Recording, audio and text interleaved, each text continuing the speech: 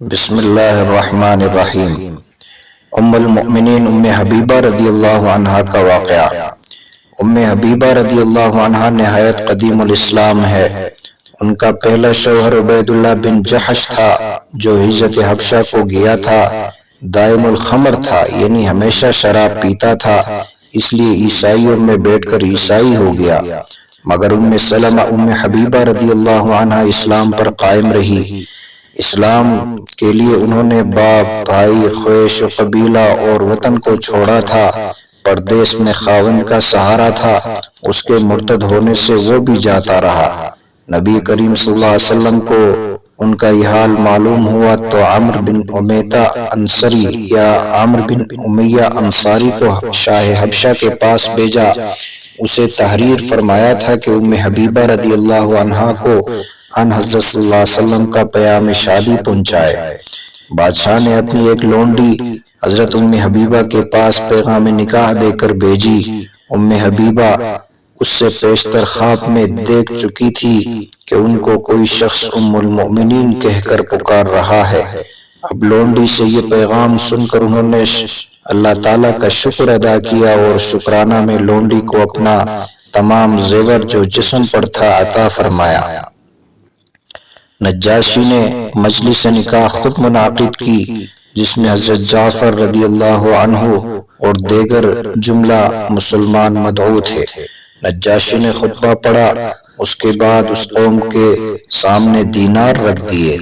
پھر خالد بن سعید رضی اللہ عنہ نے جو ام حبیبہ رضی اللہ عنہا کے وکیل تھے خطبہ پڑھا۔ اس کے بعد نجاشی کی جانب سے جملہ حاضرین کو کھانا کھلایا گیا۔ نجاشی نے بیان کیا کہ انبیاء کی سنت یہ ہے کہ تزویج کے بعد کھانا ہوتا ہے۔ ام المؤمنین ام حبیبہ نے 44 ہجری میں مدینے میں وفات پائی۔ وفات کے وقت حضرت عائشہ رضی اللہ عنہا نے حضرت ام سلمہ رضی اللہ عنہا سے کہا، سوتن عورتوں کے درمیان کبھی کچھ نوک جھونک ہو جایا کرتی ہے، جو کچھ میں نے کہا سنا ہو مجھے معاف کر دو۔ دونوں نے کہا ہم بخوشی معاف کرتی ہے۔ ام حبیبہ نے کہا کہ تم نے مجھے شادمان کیا، خدا تم کو شادمان کرے۔ ام سلمہ سے ام المؤمنین تک۔ ام المؤمنین ام سلمہ رضی اللہ عنہا نہایت قدیم الاسلام ہے اور ان کے شوہر ابو سلمہ غالباً 11ویں اسلام لانے والوں میں سے ہیں۔ ام سلمہ نے سب سے پہلے اپنے شوہر ابو سلمہ رضی اللہ عنہ کے ساتھ ہجرت حبشہ کی اور پھر مکہ میں واپس آ گئے۔ دوسری مرتبہ جب ابو سلمہ اور ام سلمہ اپنے بچے سلمہ رضی اللہ عنہ کے ساتھ ہجرت مدینہ کے لیے نکلے تو ابو سلمہ کے گھر والوں نے ان کے بچے سلمہ کو چھین لیا اور کہا تم جہاں چاہو جا سکتے ہو مگر بچے کو جو ہمارے خاندان کا فرد ہے نہیں لے جا سکتے۔ اسی طرح ام سلمہ رضی اللہ عنہا کے گھرانے والوں نے ام سلمہ کو چھین لیا کہ ام سلمہ جو کہ ہمارے خاندان کی لڑکی ہے تم نہیں لے جا سکتے۔ ابو سلمہ رضی اللہ عنہ نہایت قوی الاسلام اور راسخ العزم تھے۔ بیوی اور بچے کے چھن جانے پر بھی انہوں نے سفر ہجرت ترک نہ کیا، خدا اور رسول خدا کی راہ میں چل پڑے۔ ام سلمہ رضی اللہ عنہا مکے میں ہی رہی اور ہر روز شام کو اس مقام پر آ کر بیٹھا کرتی تھی جہاں شوہر سے علیحدہ ہوئی تھی۔ 1 سال تک برابر روتی رہی، حتیٰ کہ سنگ دل عزیزوں کا دل بھی ان کے گریہ و آہ فغان پر نرما گیا۔ انہوں نے بچہ بھی دے دیا اور سفر کی اجازت بھی دے دی۔ یہ اللہ کی بندی تنہا مدینے کو چل پڑی۔